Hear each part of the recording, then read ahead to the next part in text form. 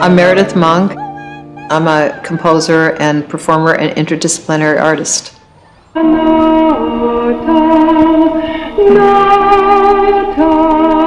The first real breakthrough piece for me was in 1966, and it was 16mm earrings, which was the first piece that I really did a whole vocal score for, the first piece that I used film in.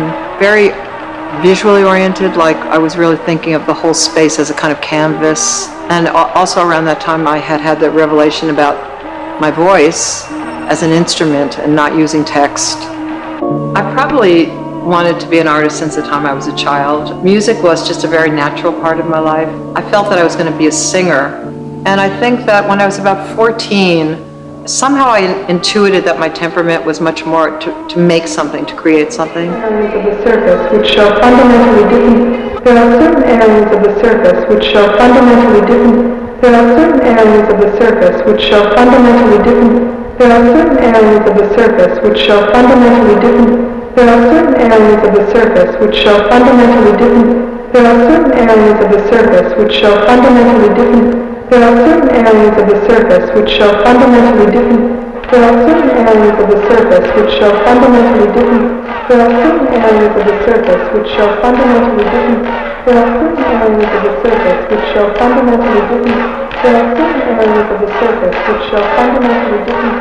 There are certain areas of the surface which show a revelation that the voice itself could be the instrument, that I could pull my range, high and low, as far as I could, that it had the capacity to, in a sense, manifest movement, like the way the hand moves, or it could jump, it could spin, it could fall, that within it were characters or personae, different ages, landscapes, and particularly at the beginning, different ways of using sound.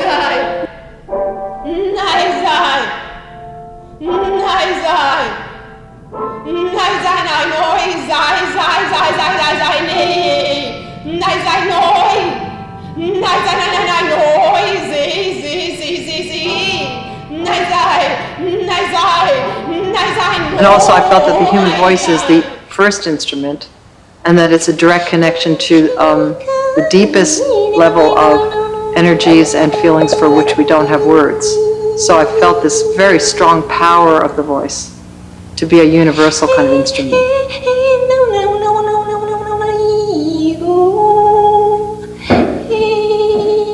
I just knew that I was onto something that had truth. There was just no question about it, and I felt that I was meant to do this. But I would go someplace in the Midwest of the United States, and some guy would be going, when we were rehearsing, is that singing or is that crowing? So I don't know if everybody got it.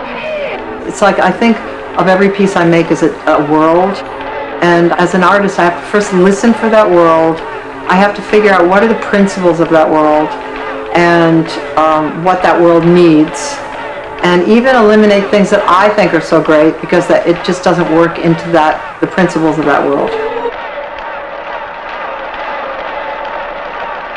These days, I feel that there are two possibilities for artists right now to respond to our world. And one is a direct response and doing directly political art. Equally powerful is the group of artists that are thinking, we actually really have to figure out what an alternative reality would be and offer an antidote, and really go back to the more timeless concerns of existence on Earth. My whole belief all these years, I've devoted my life to art, for 52 years, and I've always believed in the healing power of art. I think that art can melt walls, not build walls, melt them.